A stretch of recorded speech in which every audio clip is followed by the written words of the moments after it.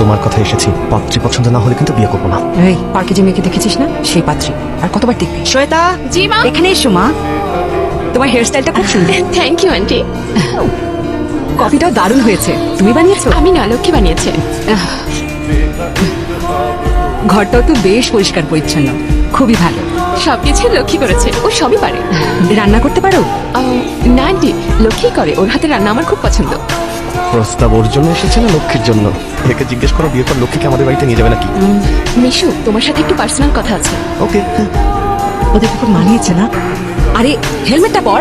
মা, হ্যাঁ। তুমি কি জানো ভেতরে আমাদের কি কথা হলো?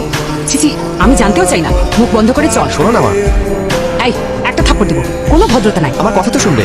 ঠিক আছে বাবা, বলে ফেল, কিন্তু একটু সংক্ষেপে বলবি। আমার একটাই প্রশ্ন আছে, শুধু সেটাই বলবো। কি সেই একটাই প্রশ্ন শুনি? আমাদের বিয়ের পরে আপনার মা কোথায় থাকবেন? ও এই কথা বলেছে?